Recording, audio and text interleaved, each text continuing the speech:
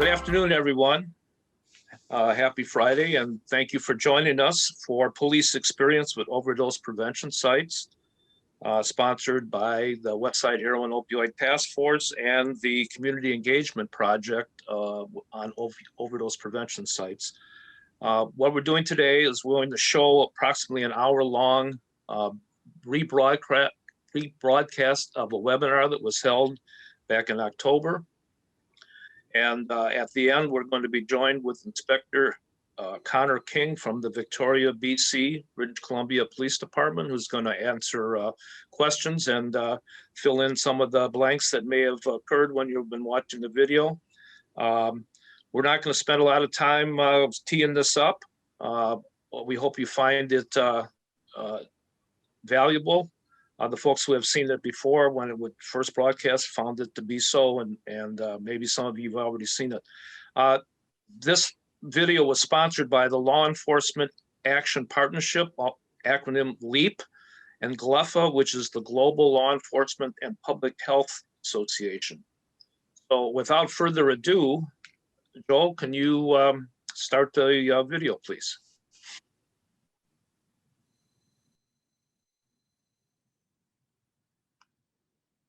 My name is Neil Franklin. I'm the Executive Director for the Law Enforcement Action Partnership.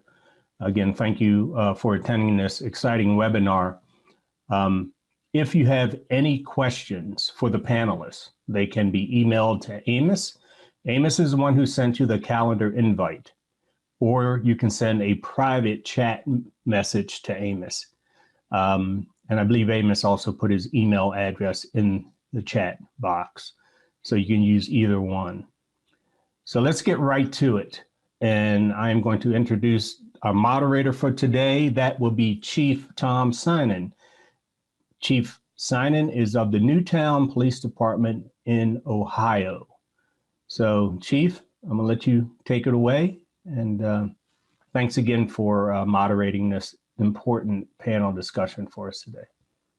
No problem. Thanks for having me, Neil. Again, my name's Tom Synan. I'm the police chief for the village of Newtown, just outside of Cincinnati, Ohio. And I'm also one of the co-chairs for the Hamilton County Addiction Response Coalition.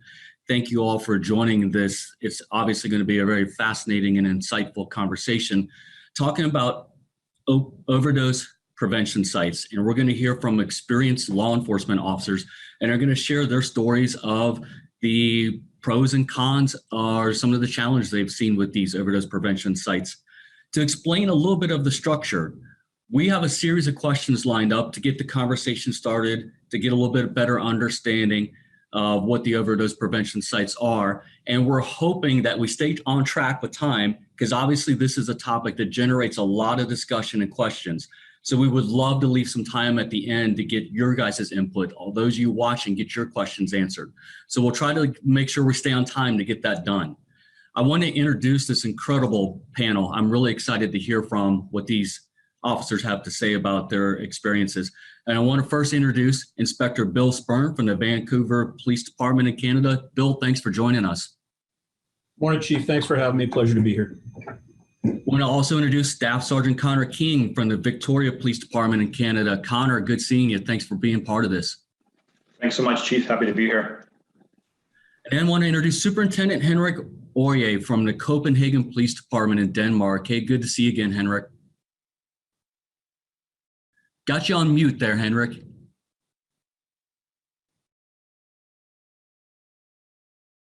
Got you on mute there. There we go. Good. There you are. Oh, yeah. Twisting around, but we got you. Doing good, Henrik? Thank you very much for being here. Thank you. No, thanks for being part of this. Hey, we're going to assume that the folks on here on this webinar understand the overdose crisis we're experiencing, not just here in the United States, but around the world. I am a chief of a small community. It's impacted me like everyone else. I've seen an entire family, a mother and all three of her sons die from addiction, and we deal with the third generation. This is not unique to Ohio, to the United States, or the world. So with the understanding of the overdose crisis, we're not going to go back and talk about the history of the overdose prevention sites. We want to hear from these law enforcement officials, what's happening present day? What do they experience right now? So I want to start by asking, I'm going to ask Connor to start it off, but I want Bill and Hendrik to give their input on this first part, because we have to have an understanding. First of all, what type of overdose prevention sites do you have in your community? And can you give us just a brief mental picture of how they work? Connor, you mind getting us started? Sure, Chief. Thanks very much. So the city that I work in, it's Victoria, British Columbia, and we're a population of about 85,000. So you can keep that in mind as you compare Bill Spurn's stories with Vancouver, with a population, I think, nearly 1 million. So we're about 85,000 people. We have a downtown core that does have some issues with open air drug use and drug dealing, et cetera. So we started with 4 overdose prevention sites in 2016. One of those was what I would call a storefront site, which means that anybody from the community can walk into that site and they can use drugs that they bring in under supervision of medically trained staff. Then we had 3 other sites which were inside supportive housing units. And basically that's, I guess, what you would call a homeless shelter in some vernacular. And those sites were designed for the use of the people inside the shelters. Because what we were seeing was people were coming out of the homeless shelters, if they didn't have their own room particularly, and they were using drugs in public spaces, alleyways, doorways, gas station bathrooms, 7-Eleven, etc. So this put the overdose prevention site basically generally the right inside the front doors of the supportive housing unit, and that allows for use solely by the people who live in that facility. But fast forward to 2020, and now we have 7 sites now in our city, 2 of which are storefront, and then 5 are inside the supportive housing. And hey, Connor, just real quick, I think you and I have talked before. Don't you have a site that is literally almost basically in front of one of the police departments? Yeah, so yes, we do. We have a site that is shares the parking lot of the Victoria Police Department headquarters. What happened was they had converted a hockey rink. So how very Canadian is that? They had converted a hockey rink into a homeless shelter as part of that pandemic response.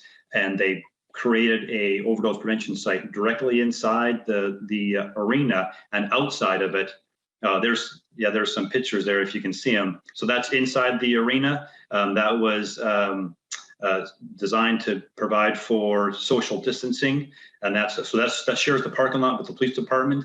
And then if you can see, if we have the photo from outside, I'm not sure if Amos has that or not. Outside, you would see that the front doors of the shelter. No, that's Insight over in Vancouver, Amos. In any event, we share. There's the inside of the arena where they put in the bays for for consumption. And so I took this photograph myself from the 2nd floor of the Victoria Police headquarters, and that white arrow points to the overdose prevention site, and that is the outdoor safe inhalation component. So people will sit there and use methamphetamine or heroin or fentanyl or whatever it is they've brought with them, and that's directly across the parking lot from the police department. We have virtually 0 issues with this place. We thought we would, and we have 0 issues. So it's actually, I consider this probably our finest success when it comes to working with overdose prevention sites. Yeah, I told you this conversation would be interesting. There you go. Hey, Bill, can you give us a brief mental picture of what you guys, what your sites look like out there? Yeah, sure. So Vancouver is the largest city in British Columbia. We have a population of around 645,000 in about 55 square miles, or 135 square kilometers. So in Vancouver, I'll go through this kind of depending on what site I'm talking about, but we have 9 needle exchanges, and those have been around since about 1999, 2000. We have 3 supervised consumption sites, and those are sites that operate under a federal exemption that allows people to bring in street drugs and use them inside the facility. This is a picture. This is a picture of Insight. So there are 13 injection booths. Insight is a storefront. It's in the 100 East Hastings, the poorest area, or the poorest postal code in Canada, an area of high crime and drug use. has always been like that before Insight was there. People come into Insight, they go into a reception area through the front door there, you can see. And from there, they go inside to an injection booth where they either inject or orally use their substance. And then they go into what's called a chill room. So we're not just throwing them back out on the street, where they have a chance to use or have a drink of water, something to eat. It's staffed by peers, and then they go back out onto the street when they're ready.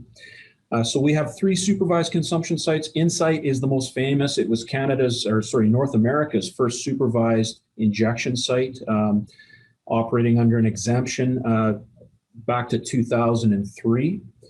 We have 2 other sites. The second one is called the Dr. Peters Center, which is a site that's inside a clinic for HIV and AIDS patients. It's actually been open since 1999, 2000. It was pre-Insight. We always knew it was there, but I have to say that a majority of citizens in Vancouver still don't know it exists. No issues with it whatsoever. And then the third site opened, I think, in 2017, 2018, Powell Street Getaway. So those are our 3 supervised consumption sites. That's what we call them here.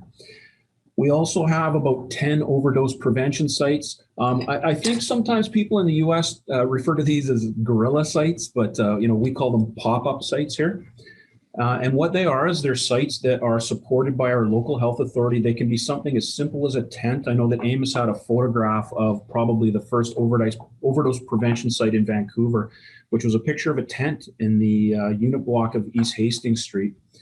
And when that popped up, I think in 2015, 2016, the way that we treated that was that's a healthcare facility. That's a healthcare issue. It's not a law enforcement issue. It's saving lives, and we left it alone. So we have 10 overdose prevention sites. They can be something as simple as this to a van. We have a mobile van that travels around the city as well and goes to hotspot areas. And then we also have what we call witnessing rooms. So in social housing units throughout the city, they all have, there's at least 25 of them that have what we call witnessing rooms. And these rooms are rooms where people can go use their drugs. They're either staffed by a peer, a person who uses drugs to witness their colleague, their friend, their neighbor using drugs, or they have CCTV where they're monitored at the front desk. These places have naloxone, and they're able to respond because 80% of our overdose deaths still occur when people are using alone. So that's kind of those are the sites we have in Vancouver. Quite a few, been around since around 2000, 2003, and continue up to this day. Yeah, thanks for that, Bill. That's extensive. Hey, Henrik, can you give us just a brief overview of the mental picture of what you guys have out there in Denmark? Yes, of course. In Denmark, we have 5 drug consumption rooms. 3 of them are in central Copenhagen. We are at a population of 5 million people in Denmark, 1 million in Copenhagen. The first drug was an old ambulance bought by NGOs, and then it started around that in 2012. And now we have 3 drug consumption rooms. They're open 24/7, and most of them are divided in 2, one for injectors and one for smokers. And one of the police station. Technology. I think we still got you there, Henrik, or did we lose you? There you are. Can you just get that last part again, please? I heard the police station. Yeah, one of them is around 300 feet from the biggest police station in the Copenhagen. Yes. I find that fascinating, and it is so cool to hear from the law enforcement side about that. Hey, let me ask another question in law enforcement related. What changed for the police when these sites came in? Bill, can you give us some kind of idea what changed for you all? Well, thanks, Chief. I can say that I can't emphasize enough that the most important thing about these sites is location. You have to put them where the issue is. And in Vancouver, Insight, which is also just around the corner from one of our police stations, has been there since 2003. And like I said, it was placed in an area that already had a lot of crime. It was placed in an area that already had a lot of drug dealing, drug use going on. And so really not that much changed for us. I have to say that, I'm part of a shrinking demographic in the Vancouver Police Department that's worked pre-harm reduction and post-harm reduction. Most of the members working for this police department now don't know of Vancouver without harm reduction sites like Insight, needle injection rooms, that sort of thing. And they walk by them. We don't even see them. Like, we have bigger problems in Vancouver than these sites. So let me follow up with that real quick, Bill, because that's kind of fascinating. So are you still responding to overdose calls, or has this kind of taken that over and the law enforcement is focusing on other issues? Is that the way you would look at it? Well, up until 2006, the police did respond in Vancouver to overdose calls. In 2006, we changed our policy that we do not respond to non-fatal overdoses. We only respond to fatal overdose calls. And the reason for that is we want people to call 911 and report these if they're overdosing or somebody they're with is overdosing without fear of repercussion from the police. And if we do attend these, it's only for public safety. It's not to arrest people. Huh. And you're really good making my job easy, Bill, because you segued right into another question. And it was perfect. And, some U.S. cities are considering overdose prevention sites. But they're seeing some objections about where exactly to put them and what effect that might have on local neighborhoods. You always hear about, I don't want this in my backyard. And there's a lot of preconceived ideas, a lot of rumors, a lot of fears. So, hey, Connor, let me ask you, what advice would you have for a U.S. city that might be considering this? Where would you recommend putting it? I'm kind of fascinated to hear that it's got to go in a location where it's needed, but also here's some locations right by police departments. That kind of floors me. Yeah, thanks, Chief. That is a great question. And of course, that's the age-old debate as to where to put these sites. I will echo Bill's comments that really we led the discussion with where are the sites needed? What is needed by the community? And let's put the sites where they're needed. And generally, those are in places where you have that already existing level of drug use and to some extent the collateral effects of open air drug use. So we put the sites in those locations. There is no point, in my experience, putting a site that becomes unused. You have just wasted a whole lot of resources. So clearly, we weren't putting sites out in suburban shopping malls. We're putting them in the places where they're going to meet the needs of the people that are basically, these sites they're only one tool in the toolbox, and they're designed to assist essentially the poorly housed or marginalized people in your community who have nowhere else to go. But when we put the sites in those locations, what we saw was less open air drug use. And when we put the sites, that was particularly the case with the storefront site. And then when we put the sites inside the supportive housing units, we saw less overdoses in the various individual rooms inside the homeless shelter. So really, we feel good about where the sites were located, but it is really important to accept the input from all members of the community. So we did a lot of consultation, working with the health authority together with neighborhood associations and business associations. And very interestingly, what we have found is that business associations, particularly in the years since, have come to say we're supportive of these sites because now we see less disorder and less open air drug use in the neighborhoods around. And it gives the police officers, really importantly, somewhere to tell people if they're using drugs on the street. We say to them, hey, go to the overdose prevention site. It's a half a block away. Make the effort to get there. And it empowers our officers with another tool to direct people into a healthier drug use. Well, Connor, that segues perfectly to the next question. And Henrik, if you don't mind spearheading this one, and you were just talking about it, Connor, I know this is brought up an awful lot. One of the concerns people have is that if you have these overdose prevention sites, you're going to be having people selling drugs outside of them. Has that been your experience, Henrik? Have you seen that there with your sites? No, it's not my experience. Of course, there could be some few cases with it, but no. in Denmark, Copenhagen, there also was a lot of discussion around residents. It's close to schools and kindergartens and whatever, but now they can see the benefits. The residents can see they're not in front of the front door and they're not in the basement, and the shop owners also get a benefit. It's more quiet. So, and the buying and selling is not.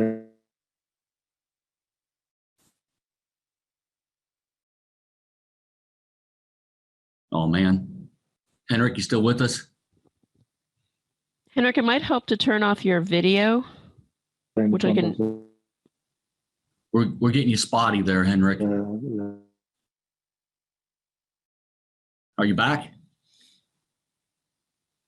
Okay. Henrik, I'm going to stop your video and see if that helps at all. Okay, we'll keep working on that, but I'm going to open this up to all of you, and I'll start with Bill, if you wouldn't mind spearheading this one, and I'll get it to everybody. So one of the big questions, especially from a law enforcement perspective, are police supportive of these sites? What do you experience with the officers on your department, Bill? And it's kind of fascinating. You talked about, you got a new generation that's coming in that hasn't seen it before. Are they buying into this? Yeah, absolutely. I mean, I think that, we want to be compassionate. We believe the Canadian Association of Chiefs of Police believes 100% that this is a healthcare issue. We support things like supervised consumption. It's part of the puzzle. Our officers are very supportive of these initiatives. The alternative is, the spread of bloodborne diseases, more overdoses, sickness, marginalizing people further. If it wasn't for these sites, we would be picking up a lot more bodies, let me tell you. It's bad enough here. It's one a day right now in Vancouver, or more. A few weeks ago, we had 14 overdose deaths, but I would hate to imagine what the situation would be like without these sites. I can say that my chief supports it, our membership supports it, our National Association of Police Chiefs supports this. So, supports supervised consumption, supports safe supply, and even decriminalization of personal possession. So those are, we've come a long way in 10 years. Yeah. Hey, Connor, what's your experience with your fellow officers? Are they buying into this? Yes, indeed, Chief. I would say really what happened, I think, in the British Columbia experience is that through 2015 and 2016, just the sheer number of overdose deaths changed people's minds. And as Bill said, we're fortunate here because police really see this as a health issue. This is not, drug use and addiction is not, in the Canadian lens, a law enforcement issue. It's a health issue. And so when health authorities and the provincial and federal government told the public and the police and all the stakeholders that we're going to open up these overdose prevention sites, I think many in the policing community said, the decision has been made. Let's get on board and support them and make them work.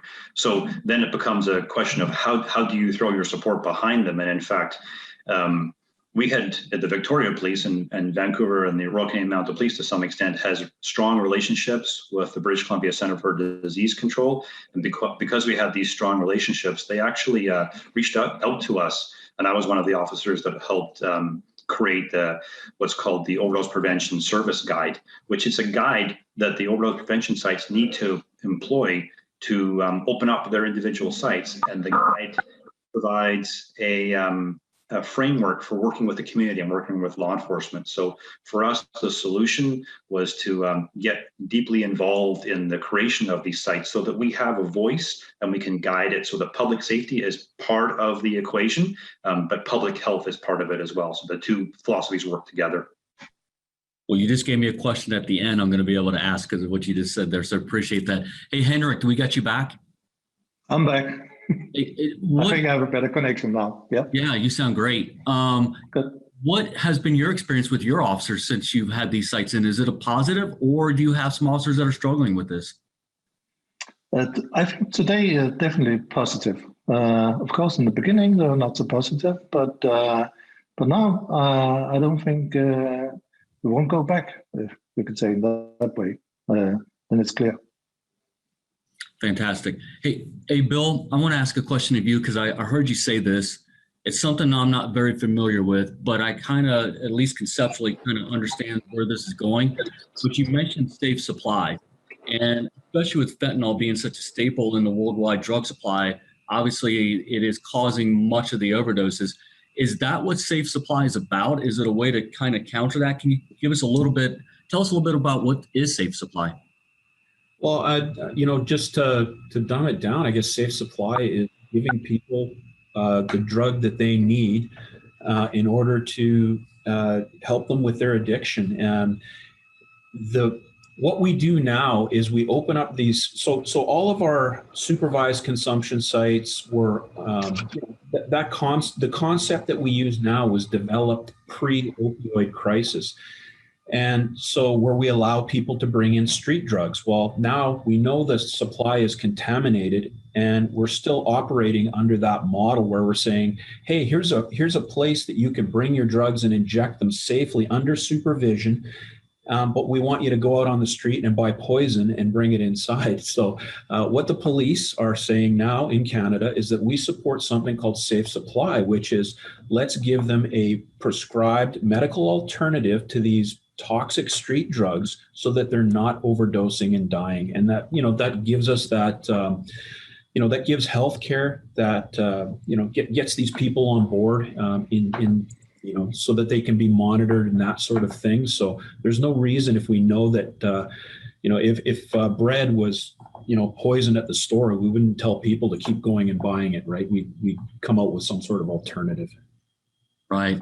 Hey, thanks for that. And viewers, hey, keep bringing your question in. Amos has got me a whole list of questions, and we'll get those at the end. So please keep bringing those questions in. I'm going to tell you they're fantastic questions, and that's why it was so important to get your input. So, Connor and Henrik, let me ask you this. This is from a law enforcement perspective. Okay, we're cops. We're supposed to be protecting and serving. We're supposed to be enforcing the law. If we have one of these overdose prevention sites in our community, the question is, are we turning a blind eye? Are we enabling people to use these sites and enabling addiction and enabling some of this? What has been your experience from your officers? Do they struggle with that? Connor? Thanks, Chief. Yeah, I mean, that question is really kind of specific to every different jurisdiction because the laws are different in different states, I'm sure, and in different nations. But here in Canada, we have an enormous advantage. And that is that this has been settled in law. In 2011, the Supreme Court of Canada ruled unanimously, 9 justices. And of course, I think it's fair to say that a unanimous ruling is pretty rare, but 9 Supreme Court justices in Canada ruled that Insight in Vancouver could not be closed by the federal government because it was saving people's lives and that people had a constitutional right to healthcare, and that Insight was a healthcare facility. That set the stage by which all the decisions have flowed since, which is that these sites that drug use at these sites is exempt under the Controlled Drug and Substance Act, and therefore is not actually illegal. That really helps police in their decision making because, and believe me, there are still some police who struggle with that. They want to grip their regular duties, which is to arrest people who have drugs in their pockets. But what we tell them is when drugs are being used in these sites, it is actually not illegal, and it is a health issue, and we step aside and let the health professionals do their part. For different jurisdictions, it's going to be trickier. But part of your question, Chief, was, are we enabling addiction? And I personally look at it, and I think the philosophy that police have adopted here in Canada is that police don't have a role to play in addiction. We are not the police of addictive behaviors. Addictive behaviors are something that is being tackled by health professionals.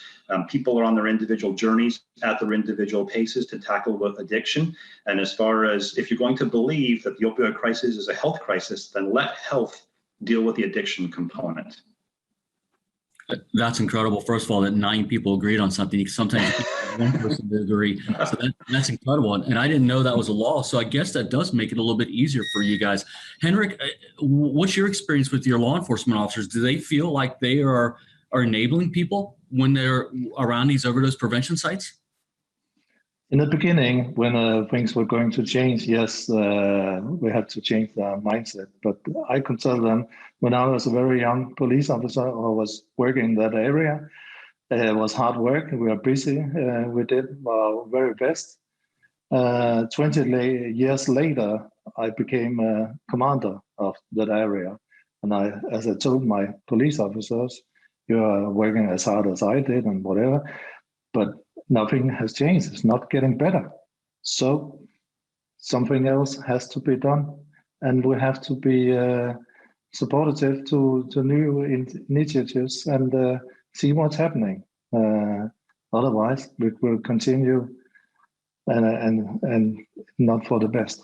So, because, and now I think I can say most of them don't want to go back. We'll see. It's better now. Yeah, that's great. Hey, Bill, I want to come back to something that I heard you mention, and I'm not too familiar with this, but you mentioned something about some like unauthorized or not legally authorized overdose prevention sites.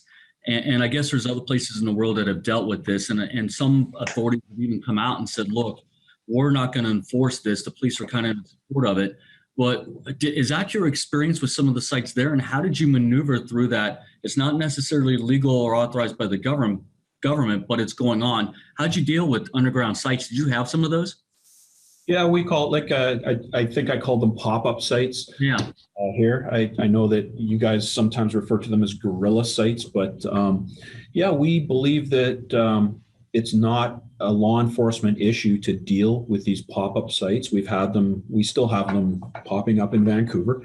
And we believe that they're the purview of healthcare, that it's a healthcare issue. And usually what happens when these things appear is that the healthcare authority will go in and make sure they have things like naloxone, oxygen, harm reduction supplies so that people can use clean supplies. And, they move in and take that. That's their purview. That's a healthcare issue. It's not a law enforcement issue. If we go in there and shut these places down, people are going to go use alone in their residences, in alleys, and they're going to die as a result of it. So, we look at it as that they're saving lives. Yeah, that's fantastic. Hey, Henrik, let me ask you this question. What else is happening locally that helps improve the relationship between public safety and overdose prevention sites?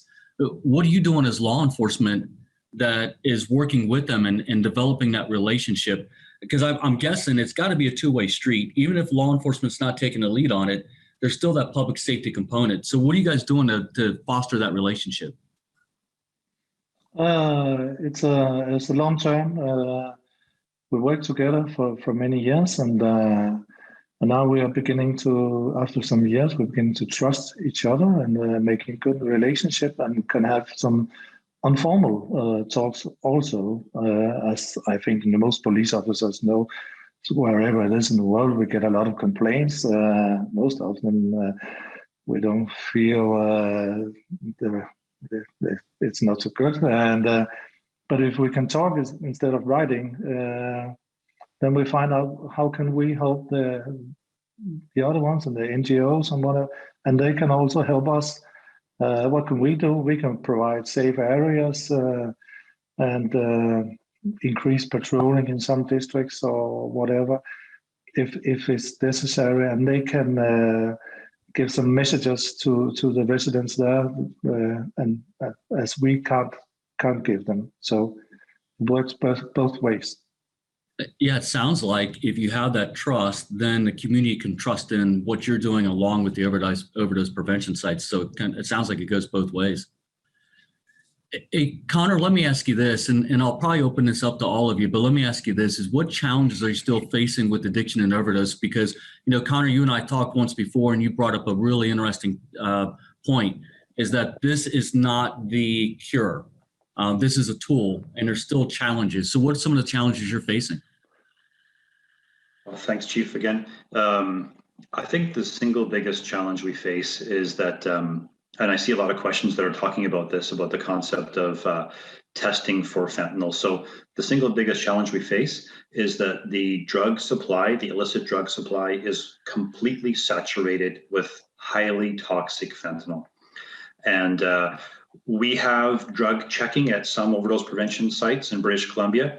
And what it reveals time and time again is the presence of very dangerous levels of fentanyl and fentanyl analogs and novel substances with incredibly complex names. And people are still choosing to use these substances despite the fact that they are testing positive.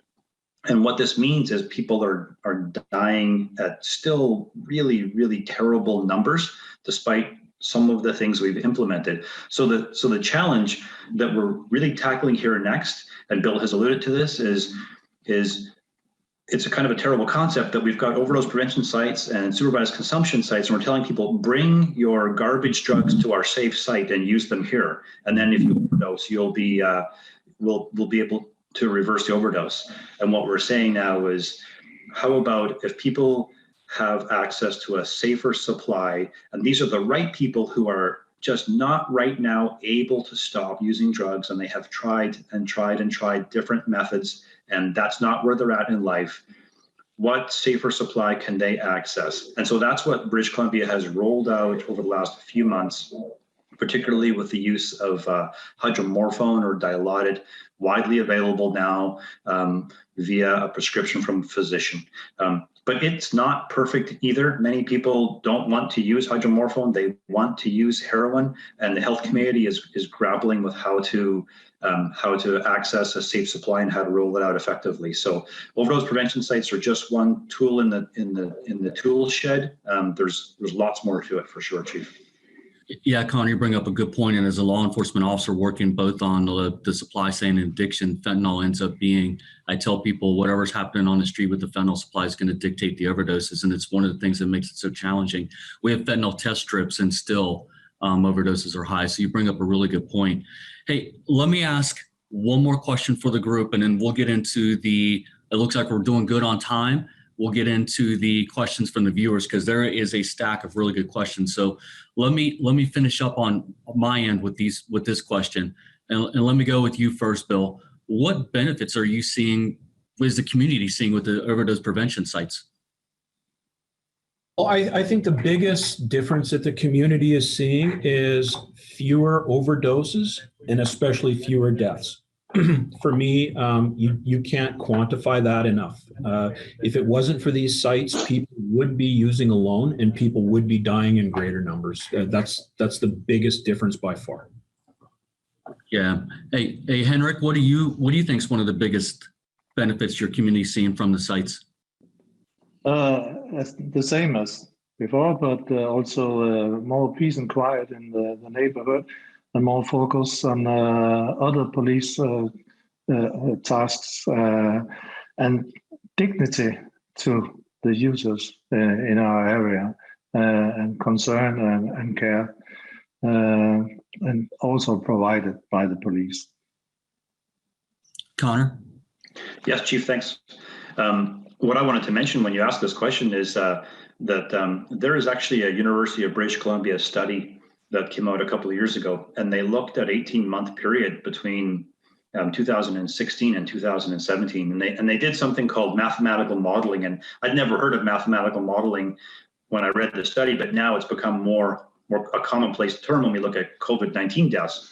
But they did a mathematical modeling study of what benefit have overdose prevention sites created for the community, and they determined that about 230 deaths were averted in 18 months because of 23 sites across the province. So when you look at just the science behind the efficacy of these sites, 230 people are alive because of them. So, for me, in law enforcement, the single most paramount mission that police officers have is saving people's lives. And if we can be part of saving people's lives through that fashion, then I'm all for it. Well, that was fantastically said. Very appreciative you said that. Hey, let me ask you one more question. This came out of my head when you guys were talking. Is it fair to say that you and law enforcement in your jurisdictions are looking at addiction as a health issue. That's the priority, is that it's a health issue before it's necessarily a criminal justice issue. Is that fair to say, Henrik? It's very fair to say. I agree. Connor? Yes, Chief, that is, again, the absolute number one way we view the opioid or overdose crisis is it is a health crisis, and the police have a supportive role to play, but it is a health crisis, and all decisions flow from that decision. How can people get the health care that they need in this situation? Bill, fair to say? Yeah, absolutely. I want to echo what my fellow panelists have said. I agree with them 100%. And I just want to add one thing that, we are criminalizing this medical issue, and yet others we are not. People have many sorts of medical issues, and we don't criminalize them for that. Why are we doing it here? That's fantastic. And it looks like we did really good. It looks like we're on the mark for time. So this is fantastic. And Amos, we good to get into some of the questions from, okay, fantastic. I actually had a friend of mine texted me yesterday and wanted to ask this question, and it's kind of talking about the health realm. They're with the emergency medical services, the EMS locally, and they're part of the coalition. We've been working with EMS and law enforcement. Is your EMS, your paramedics, your first responders on that side, do they work closely with you, and do they work closely with the overdose prevention sites? Connor? Yes, Chief, they do that. They've been at the table right from the beginning with the implementation of the sites, and in fact, they were providing some staff at some of the sites. But really, what the sites hoped to do in many ways was take the pressure off the paramedics, because they're driving around our city going from call to call, and this frees them up to actually respond to the heart attacks and the car accidents, and reduces the number of overdoses that they're going to. So they were really in favor of the sites for that ancillary benefit as well. Yeah, fantastic. Hey, now we're going to get into the questions. Keep popping them in. I mean, Amos has got me a whole list of texts that I'm going to be going through here. So first of all, thanks for being part of this conversation. And like we said, this is going to generate a lot of discussions, a lot of questions. So let me start off with a question from one of the viewers here, and it's from a police officer, and he or she wants to know, how do we get buy-in from not only the community, but specifically from frontline officers in a patrol capacity? Bill, do you have thoughts on that? Yeah, okay. I think it's important that you have buy-in from your leadership first, from your executive members, and it makes it much easier for the frontline members, most of whom I would probably say already believe that our drug policy is broken, and the way that we conduct ourselves is not appropriate when it comes to addictions. So I think I think we all believe that, probably. Who would you like to FaceTime with? Technology. Okay, sorry. I'll just say that I think, or I am of the belief that nobody has ever been helped with their addiction issue by being thrown in jail. And I think that's something that's pretty straightforward, that we in law enforcement, at least in Vancouver, believe. But it can take years to get buy-in from your members, but it really helps if your executive is on board with you as well. Yeah, Henrik, what about you? What's your advice for getting buy-in, not just from the community, but specifically from the frontline officers, the patrol officers? You were talking yesterday about being a young officer on the street and doing drug work. How do you get buy-in from the fellow officers? I think everyone should have the right to speak and say whatever they want. Also, all the police officers, everybody should be heard. Some is pro and some is against, and free discussions. Say what the police officers feel, and let's talk about it over the coffee. And then also senior police officers with a cup of coffee say, I've been doing your job for 20 years ago or whatever. We have to change. So free speech. Hey, Connor, you got some advice for that officer? I think Bill was on the right track there. We a couple of years ago here in British Columbia, we had basically a leadership meeting in Vancouver where we brought in the chiefs of police for the various departments and the heads of the RCMP detachments, Royal Canadian Mounted Police detachments, and we talked to them about what the future looks like, an overdose epidemic, and what's working and what's not. And the continual conversation I have with both chiefs and patrol officers with 1 year service is, through the 70s and 80s, how did we do? How did we do with the same old arresting of drug users for a minuscule amount of heroin and locking them up for a couple of days? How did that work out? And everybody agrees it didn't work out all that well. So why not try something new? We owe it to, we talk about being progressive leaders, progressive police officers, and following the science is a big part of policing now, is evidence-based decision-making. So you start looking at that and you can quickly, I think, get convinced that at least try something different. Hey, thanks for that, Connor. Hey, Bill, we got a question specifically for you. Let me, here it is.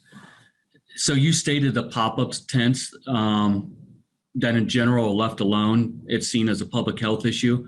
The question is, but have there been issues with individual officers not leaving them alone? I know that always is a concern. We have a Good Samaritan law here in Ohio, but some officers not necessarily uniformed enforcement. Do you have any issues with that? You're on mute there, Bill. There you go. Yeah, no, we haven't had any issues with individual officers in these. They're so common now. I have to say that, they'll pop up and, if we have a tent city somewhere, they'll pop up in there and, our local health authority is pretty quick to go support them and get them what they need and that sort of thing. So we just leave them alone. So it's more general why that the officers are not, they know that this is something that they don't necessarily need to enforce that's being seen as a health issue? Yeah, once again, if we go in and disrupt people from accessing these or shut them down, people are going to go use somewhere where they're at much higher risk to overdose and die. So, and that's well known throughout the department. Okay. Hey, Bill and Connor, I think you both deal with insight, prevention sites. And this is something I've heard in the past too. And there's someone in California, the Narcotics Officers Association has been claiming that Insight is very unpopular with the business owners and residents of nearby Chinatown neighborhood because there is an increased crime and problems near Insight. Is this something you see there? Once again, I think I said it earlier, Chief, is that Insight was placed into an area that had a high crime rate and high drug use rate. Those issues weren't created because of Insight; they were there before Insight. Connor, you got any experiences with that? Yeah. So we had a site here in Victoria that, when it first opened, the sergeant of the team of beat officers that worked in the area, he came to me and he basically said, "Look, this place is a pain in my backside. It is," he goes, "I think it's attracting some drug dealers that are hanging around 10, 20 feet away from the doorway. And it's an annoyance. And this is not what I hoped this site would be." So I got involved and we took a look at that particular situation. And it was clear that some of the things that we want to be in place weren't working as well as we hoped, which is that these sites, the sites we have here in Victoria, they need to be working very cooperatively with the police. The management needs to be in rigorous and constant communication with the police, because their success will be guaranteed to a certain extent if they do not cause disruption to the community. And peril can come if they gather a lot of negative attention. But the management at this particular site, it was a wrong personality fit, and they didn't want to operate the way that the community needed them to operate. So everybody answers to somebody. And we went to this person's higher up in the health authority and we said, "Look, this relationship isn't working." And so with a management change, everything changed with that. The site need to take responsibility for what goes on inside the facility, but also they have to have an awareness and responsibility for what happens outside the site, because if they don't want the police hanging around, they have to essentially police themselves to a certain extent. And that's what the new management brought in, was this responsibility for looking beyond their doorway into what was happening outside the site. And we've done this with similar locations throughout the city now. We've signed a cooperation agreement between the police department and the overdose prevention site, so that we will lay out the groundwork for what is their responsibilities, where we'll be, what our responsibilities are, and how the two will come together when we need to help each other, or how we'll stay out of each other's way when we can hinder each other's success. So I really, really encourage all police departments and anybody thinking about opening up one of these sites, make sure that you're talking and you really have to genuinely want to work together. It can't just be platitudes. You have to work together to save people's lives, and there has to be give and take on both sides. Nobody's going to get everything they want, but if there's a bit of negotiation and give and take, my experience is you can make them work. It sounds like it's about building relationships, having that trust, and identifying where you're going to put a site in, and that constant communication. It sounds like that's really the key to it all. It sure is, Chief. I mean, how many of all the problems we try to solve in society, communication is probably the number one thing you got to do right. Right. Hey, Henrik, this is a question from the folks listening in. And all of you, I think, mentioned this, but how do clients of these sites feel about them being located near police departments? Has that come up to be a problem with people getting into the sites, or do some people avoid the sites because they're close to the police department? Henrik? Yeah, it's a good question. No, they don't avoid it. Beforehand, they were actually very close to the police station. But so we know each other, and they know the police, and we know them, and whatever. So now it's a natural thing that they are close to the police station. That makes them feel safe. It's safe for the workers there, and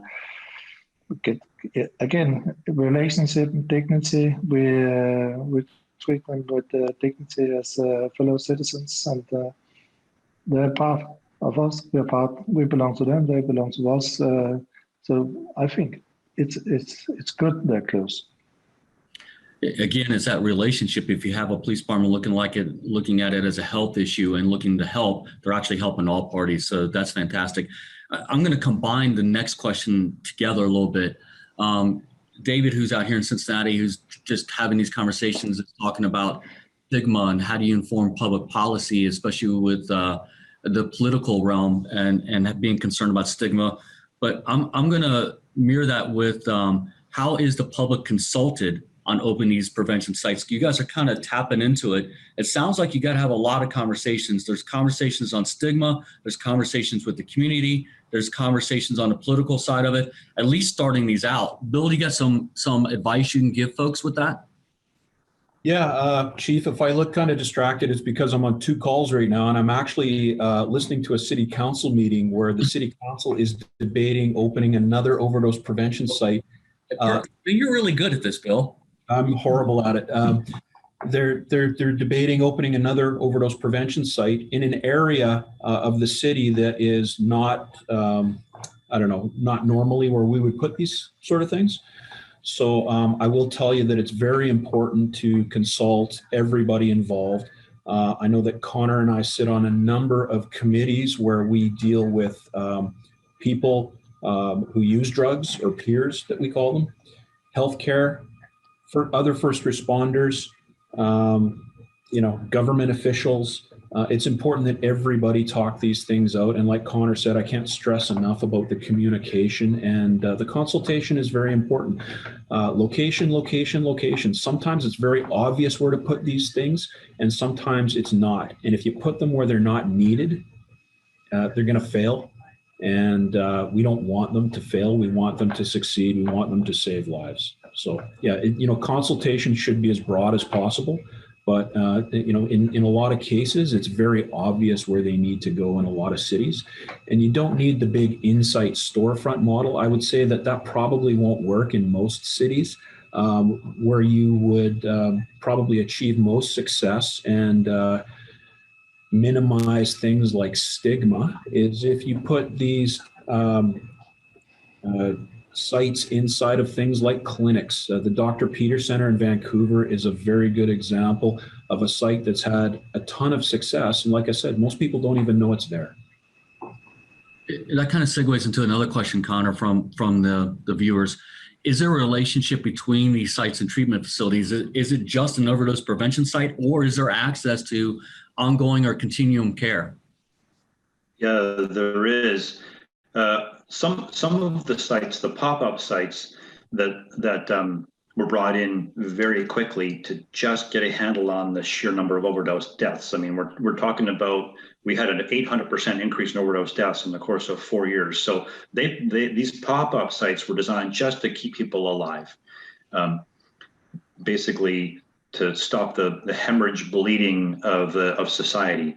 But the bigger sites have what we call wraparound services, which is that there are addiction counselors and there are rehabilitation experts and there are addiction specialists, physicians accessible at the sites. And the idea is that at these sites, somebody who is dealing with a severe addiction, they can use in an alley and they'll never be able to access, they'll never have access to somebody who can help them. But if they use in one of these sites, every opportunity, every time they're using drugs, there is an opportunity to have a meaningful conversation. And eventually that one meaningful conversation will lead to 2 to 3, and they'll ideally access some rehabilitation treatment. So, and we have the numbers behind that where people go there to use, and then they go there to start to not use anymore. Yeah, thanks, Connor. I think we get a little bit of background to make sure they're muted, please. And then, Henrik, I got another question. This is from a law enforcement officer. In these cities that you have these overdose prevention sites, are you guys still enforcing drug laws if the activity is actually outside these sites, Henrik? Yes. Well, short answer, but yeah, no, that's but not close by. But if it gets a problem, of course we're taking care of selling and whatever. Yeah. Okay. And then this is from another police officer, and they're asking, there's often these peripheral crimes which may be helping to support that addiction that many of us in law enforcement see, crimes like theft. Have you guys seen any change in these types of crimes near these sites? Have they gone up or have they gone down? Connor? We've not seen any change in crime in the area around. As I mentioned, there was the one site that we felt there was some increase in drug dealing. We dealt with that really effectively. But as far as other collateral damage kind of crime, we haven't seen that. Hey, Bill, have you guys seen anything like that? Yeah, Chief, we've seen certain areas increase in kind of ancillary crime like theft from autos. But what I will say is, once again, we're operating on a model that was invented 20 years ago, and we need to progress past that. In British Columbia, like Connor mentioned earlier, now we have access to safe supply, but it's not as widespread as we'd like it to be right now. And, when we give people a safe supply of drugs, it allows them to use something that's pharmaceutically produced, medically regulated, medically prescribed, and they don't have to go out and commit crime. They don't have to break into your car. They don't have to sell their body. And, it's a win-win for everybody in society. So I think we have to progress beyond the model that we're using now and really support safe supply going forward. I'll tell you that if you open up these sites in areas where there's no drug dealing, you're gonna have predators coming to the prey, right? Because you're telling these people, bring in your street drugs. So I would say, make sure as you're going forward, my advice would be to, really fight for things like safe supply, and that'll take organized crime, drug dealers out of the mix. Okay, we got 2 more questions, but I'm going to tailor this one. And Bill, someone's asking about how safe supply works. And Amos, I guess everyone's going to be able to get the contact information from our panelists. That might be a good one to actually reach out to Bill personally and ask. But there was a second part of that. And Bill, can you just answer this really quick? Who funds Safe Supply? Is it the government? Yeah, the provincial government. Okay. And then the last question, and I obviously this is a topic of great discussion and interest. And the last question is, and I'm going to leave it to all of you. Have you responded or traveled to other police departments? This is obviously pre-COVID. We know COVID, you're not allowed to necessarily travel, but pre-COVID, or let's say there's a day where there's no more COVID, would you all be willing to travel and give your firsthand experience to communities and help them design these or get some discussion with this? Henrik? Yeah, very much. Of course, we have to. Connor? Yes, Chief. I look at this situation as one thing I've enjoyed about a policing career is that in policing we have a brotherhood that we share with each other, and we want to share information to keep each other safe, and to grow our experiences and grow our professions and careers, etc. But that sentiment, I think, also wholly applies to the concept of keeping our cities healthy and safe across North America and across the globe now into Europe. So I personally feel very passionate about people getting to experience from those who have already been down a particular path. I think Bill and I have worked together now for a good number of years, and we have so many experiences and so many stories, what went right and what went wrong. And while I don't normally use the word morality in any discussions about any of these topics, I feel like there is a morality, or I am morally obligated to share those experiences with people so that they can have the benefit of not making the mistakes we made and seeing some of the right decisions that might work for their community. So happy to always share that information with anybody who wants it. Okay, thanks. Hey, Bill, what about you? You willing to help out if someone needed it?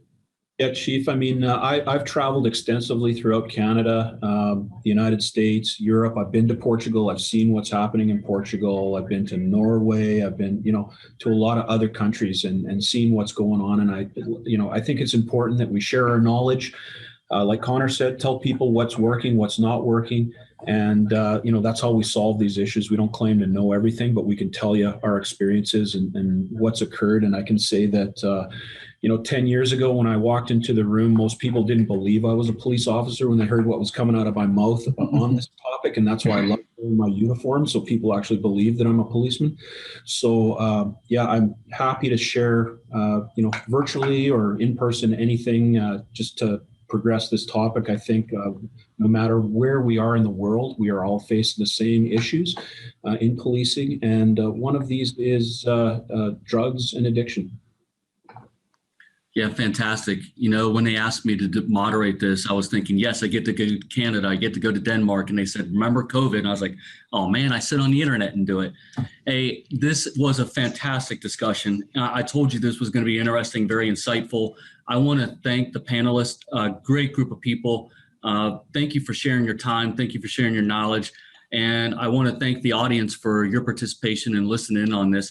Hey, Neil, I want to throw it back to you. Thanks for having me, and thanks for you guys helping to present this incredible discussion. Yeah, Tom, thank you. Thanks again for moderating this. I knew it was going to be one of our best, if not the best, webinar that we've done with this great panel. Connor, Henrik, Bill, thanks a lot. Don't go anywhere yet, folks. I just have one more thing to let people know, so don't sign off. This March, I know it's scheduled for Philadelphia. And Tom, you just mentioned COVID, so we don't know what's going to happen. But I want folks to be a part of the 6th International Law Enforcement and Public Health Conference this coming March in 2021. Look at your screen. Kristen just put it up on the screen for us. There's the website. Go to the website at LEP2021Philadelphia.com. And we'd like to have you to, everyone on this, be a part of it. pass it on to other folks who are interested in topics like this and others, and hope to see you there. Again, thank you, Tom, Connor, Bill, Henrik. Thanks a lot for taking time to be a part of this important discussion. And thanks to everyone who has attended this. And as it's been mentioned, the recording will be sent out. It will be made available to you. So please share it far and wide with folks. This is a very, very important topic, and obviously the next step for many of us, mainly here in the United States. We've got to get this moving. So, and Amos, I want to thank Amos. All right, thank you, everyone. We're so glad that so many of you have been able to stay on, and we're going to now queue up our guest, Inspector King. You just heard some of his great conversations in this video. I'm going to let him introduce himself and say a few words. And then, Connor, I have several questions that people have put into the chat as we've been watching this really fascinating webinar. Some things that were answered, some that were not. So we're really looking forward to chatting with you. And again, just thank you so much for taking the time to meet with us today. Well, thanks very much, Sue. Can you hear me okay? Yes. Okay, super. I'm not going to say too much about myself. I have been involved in drug enforcement, drug policy, and harm reduction. Harm reduction for about the last 10 years, and prior to that, a lot of time working in drug enforcement and drug policy for 2 different police departments here in British Columbia, Canada. But beginning in 2012, we saw the introduction of fentanyl in our illicit drug market. And what had been a fairly stable drug situation really took a terrible turn, and overdose deaths skyrocketed over the last 8 years or so. And I'm pretty sure that the same thing is what you've seen in Illinois, as I've looked at some of your numbers there. So, but I don't want to spend too much time talking about myself. I'm really pleased that you're all able to watch the video. I just caught the last 5 minutes of it or so, and I'm happy to start taking any questions. Great. I have a list, and I just want to remind people that as I'm asking Inspector King the questions, if other questions pop up, please put them in the chat. We want to be respectful of everyone's time. And so, again, we're not going to be unmuting lines. So I will be reading things from the chat, and Joe is also helping me as well. So don't worry, we're going to get to all the questions. Connor, some of the first questions are around the safe supply, but also the inhalation room. So for the Vancouver inhalation rooms, do they allow smoking? They do. That's the point of the inhalation room. It's for smoking. We have recognized now that opioid use, the method of use is 60% inhalation. People have moved away from IV drug use quite significantly over the last couple of years. And one of the reasons is that people have this perception that smoking is safer than IV injection. That's the perception. It's not necessarily proven out in the evidence. So there had to be a concerted move then to open inhalation sites. And it just made sense. It didn't make a ton of sense to restrict the type of room. The sites, of course, we have one adjacent to the police department. You probably saw that in the video. And it is an outdoor site covered with a canopy so that there's this natural ventilation. Great, thank you. The next 2 questions are about safe supply. We had a couple questions about safe supply. So are the safe supply drugs prescribed by physicians? And we'll start with that. So are they prescribed by physicians? Yes, they are prescribed by physicians. What happened, we have always had some form of safe supply. I mean, methadone is a form of safe supply that's been around for about 40 years, but more particularly over the last 5 or so years, we've had opioid agonist therapies in the form of a Suboxone, but it wasn't reaching all the people that it needed to reach. So over the last 2 years or so, we've seen much more increased prescribing of a hydromorphone, which was basically considered to be a reasonably effective substitute for heroin.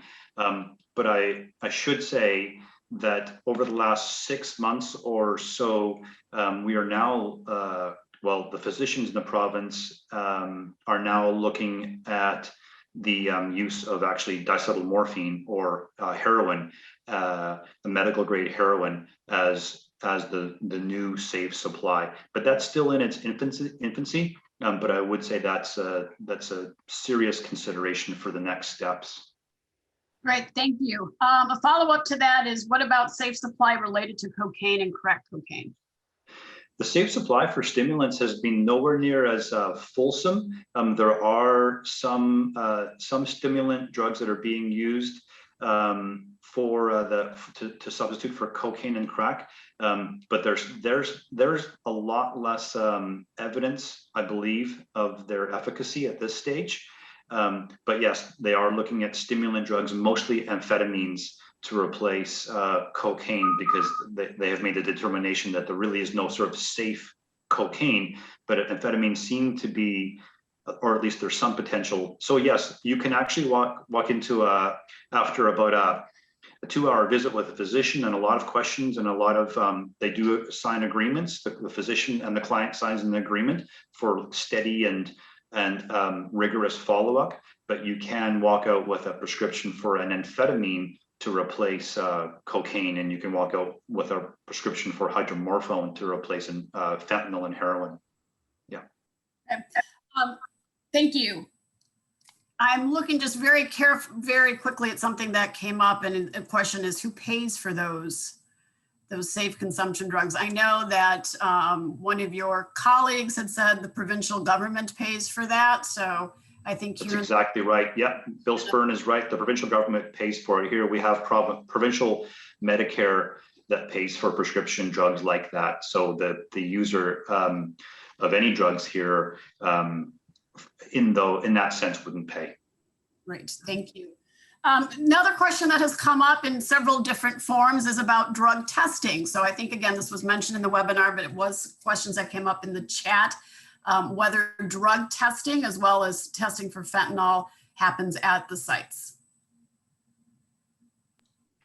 Yes, it does. Drug testing does happen at some sites, actually at a very limited number of sites.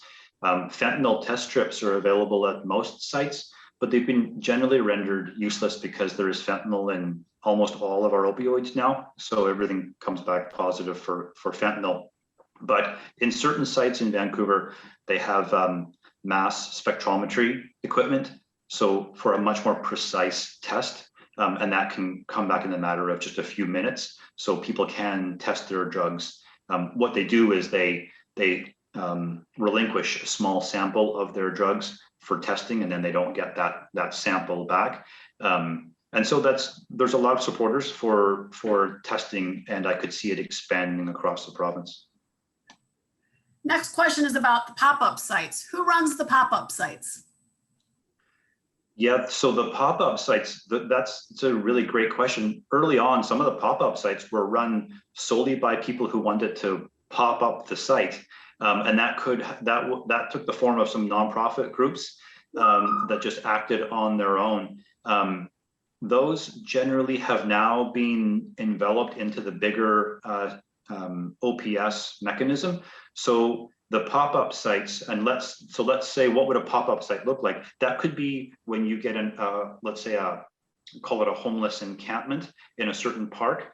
Well, the provincial health authority might pop up a site in the park, and that could look like tenting or a trailer, and then the site would actually be run by the provincial health authority. They would actually bring in either peer support or nursing staff or paramedics or somebody to actually run the site. So early on, pop-ups were kind of not regulated, but now they're more or less regulated.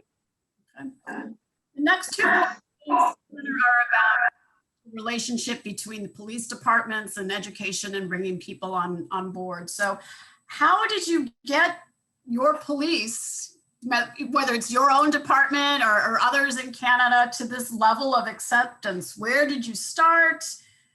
Did you do education? We're really interested in how those conversations and getting police officers to this level of acceptance really happened. Yeah, it's a good question. It didn't happen overnight, and we had a different history here than you're going to have in the United States, which is that we have had harm reduction, the concept of harm reduction here for 20 or 25 or more years, and so and what that harm reduction has generally looked like is needle exchange and even crack pipe accessibility and meth pipe accessibility. So 15 years ago, you could walk into a clinic here and after some conversations about your drug use, you could walk out with a handful of needles. You were expected to return them. Same with a crack pipe, meth pipe. So when I was a beat sergeant 15 years ago, we had some conversations about why we were seizing crack pipes and meth pipes, and we were destroying them. You know, we basically thought we were doing drug enforcement by crushing meth pipes under our boots, only for the person to then go and they had two choices. They could use someone else's meth pipe and expose themselves to communicable diseases, or they could go back to the health authority and get another meth pipe. So we early on started having these conversations about, are we actually doing any good, or is it okay to do drug enforcement, but can it look a little bit different? Can it also incorporate the concept of harm reduction? If somebody is a street level drug user and they have a crack pipe, are we solving the cocaine use by destroying their crack pipe? So all that to say that harm reduction philosophy kind of crept into the police culture 15 or 20 years ago, and it grew in there to the place that when we got to 2012, which I said was the arrival of fentanyl in Canada, and we started to see this massive climbing of overdose deaths, we were already poised to accept harm reduction measures, and so the conversation started from a place of advantage. But then people like myself started having more meaningful conversations with the medical community. So I joined a group at my level, which was the British Columbia Centre for Disease Control, had this group called the Drug Overdose Alert Partnership. And it brought together epidemiologists and toxicologists. And this was in 2014. And we started looking at overdose deaths. And then I took what they were saying, which was, we really think overdose prevention sites are the way to go. We think safe supply is the way to go. I took that back to my police department and started meeting with my chief of police, the other senior command officers, and the frontline officers. And I tried to personally, in my police department, hit all levels and tell them of what medicine we always refer to as what's health doing to help resolve this situation. And you kind of, with those conversations about what this is actually going to look like, you start to win over some people. Like I said, coupled with the sheer number of overdose deaths, it wasn't actually as difficult as you might have imagined. I think the police here in Canada, we like to think of ourselves as a fairly progressive and forward-thinking bunch, and we were really shocked, startled, and appalled by the number of overdose deaths. So it happened at all levels. But I can tell you this, that two small groups to give you a sense of where things are at. I run a team of detectives that are basically involved in anti-gang, robbery, and some drug enforcement. And I met with them a couple of months ago to ask them about their opinion on safe supply. There was 9 of them in the room, and they look like a bunch of bikers. They're the grizzly, tough, leather jacket, long hair wearing dudes. And I said, what do you guys think about safe supply? And every single one of them said, yeah, it's time. It's time. We're not winning this, and it's time to give people what they need.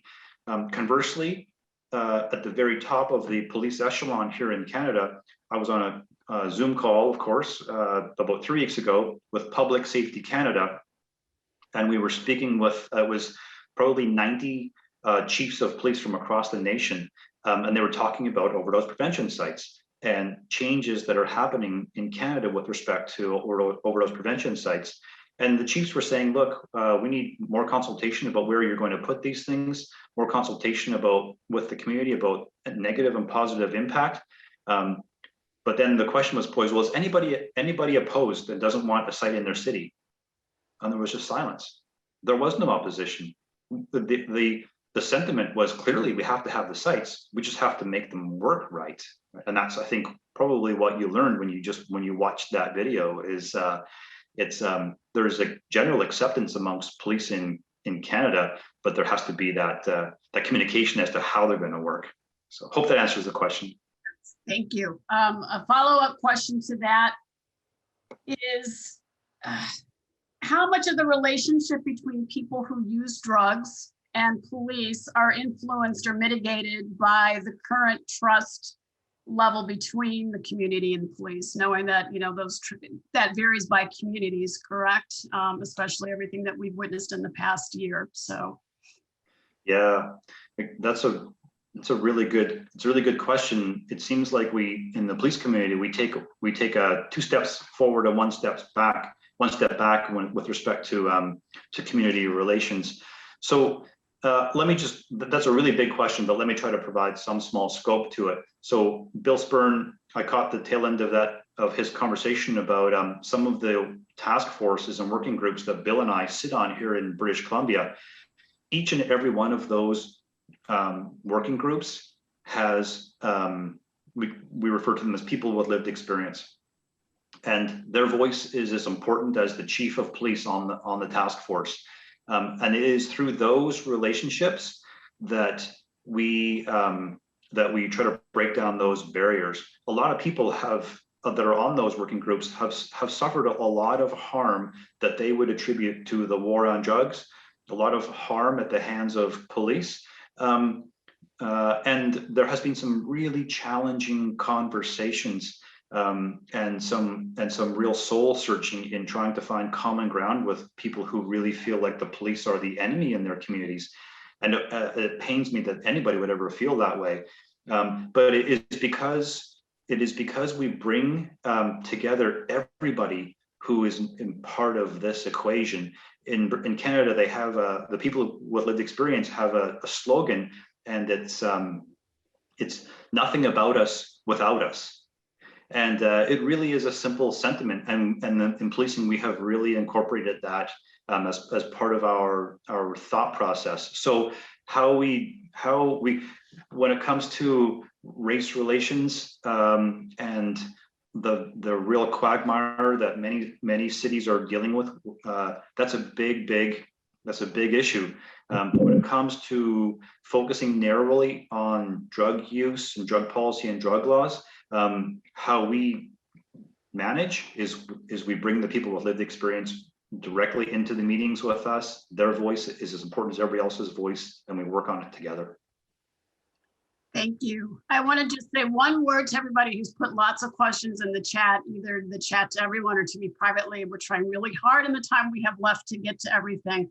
But there is one, Connor, that has come up, and this has come up in a conversation in a meeting that our group had actually earlier this week about really understanding both the positive and the negative, things that went well and things that maybe didn't go so well. So one of the questions that we have are, what are some of the really bad things that happened as this was getting up and running? And again, this is to kind of inform us so that we're aware of both positive outcomes and perhaps not so positive outcomes, the bad things that could be possibly happen that maybe you've experienced that will help us prepare as we look at doing this here in Illinois.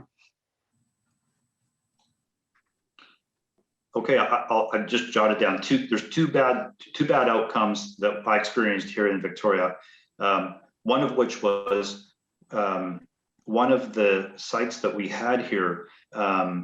The communication that we had between the management at that particular site and the police officers working in the area, communication was terrible. And we actually felt like we were doing a really good job in trying to reach out to them on a continual basis. Why the communication was so important was we were seeing in that particular block a lot of refuse and garbage that was thrown out in front of the overdose prevention site. Actually, it was a supervised consumption site, because there is actually a difference here, a distinction here. But we're seeing garbage, we were seeing people hanging around and loitering around, and it really was driving down the sort of the health of that one particular block. We did see drug dealers that were already in that area, but they seem to be now like within a couple of hundred yards of the site. And we need to work with an overdose prevention site when that's becoming a problem for the community, but they didn't really want to work with us. And it became a real pain in the backside for the beat officers that were working in the area, and they had to devote a lot of time to keeping the peace in that particular location. How we resolved it was basically, since the management at that site wouldn't engage with us, we just went over their heads. We went directly to the health authority and we said, look, you're going to lose community support for this site if you don't listen to our concerns, because there's public safety concerns. And I always say that overdose prevention sites are the place where public health and public safety meet, and they have to work together there. So we went to the senior people in the health authority, and what they basically spoke to their staff and said, we're losing police support, we're losing public support, and this needs to be resolved. And we did see some very, very significant resolutions once the staff came on board about what we needed them to do. And basically it was just to follow some basic rules about engaging with people who use their site. So that was one problem. The other problem that you have to really watch out for, and we have had it here as well, is consultation with the public has to be really meaningful, and you have to listen to what the public has to say. If you arrive in a particular neighborhood and start hammering and nailing signs up on a storefront and saying you're putting an overdose prevention site and you haven't consulted with the people in the neighborhood, you're going to get some backlash. And that happened here occasionally as well. And it wasn't really the police so much as the health authority just started opening sites. And that's an ongoing issue. It's an ongoing issue here with people who, no matter how positive you tell the folks in a particular neighborhood things are, because they weren't consulted, they've never really recovered that kind of hurt feelings, for lack of a better or more sophisticated sentiment. So those are a couple of real issues that you have to be mindful of. There's probably more, but those are the top of mind in my experience. Thank you. I know we are running out of time. There's one question that I don't think was covered in the webinar that I do want to try to very quickly ask, and then I'll give you some time to wrap things up and things you might want to share with us, words of wisdom as we move forward. So one of the questions that has come up in the chat was, has there ever been a conversation or an intervention targeting drug dealers in the community, taking a harm reduction approach and educating street level dealers on synthetic opioid dosing, and testing?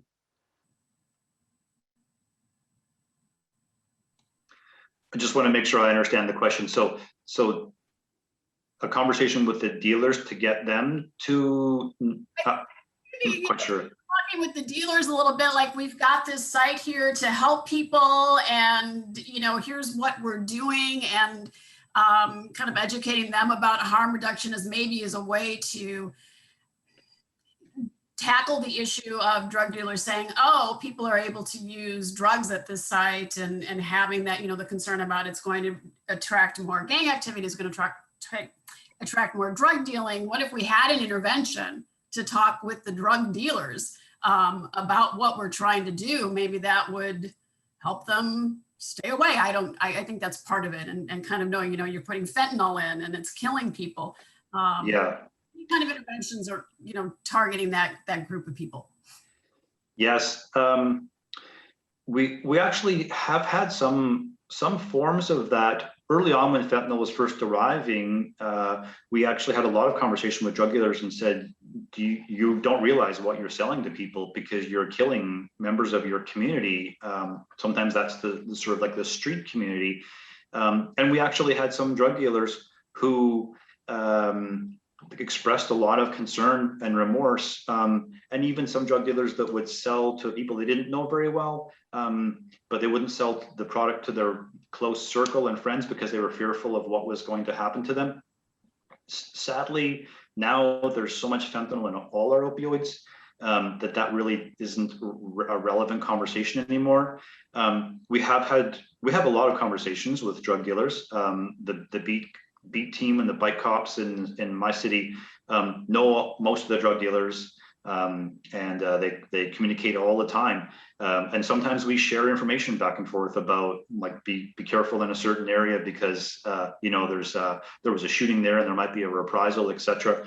But we haven't had any real success in getting them engaged in harm reduction with us.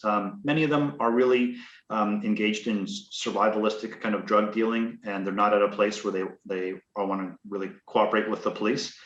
So I wish that I had something more positive to say about that. And that might be something I'm going to have to really contemplate as to how that could look in the future. But to this stage, not a lot of success. Great, thank you. I want to be very respectful of your time and everyone else's time. I know that you did prepare some slides in advance of this. I want to ask you, is there anything that you think we should be looking at in those slides or that you would want to share?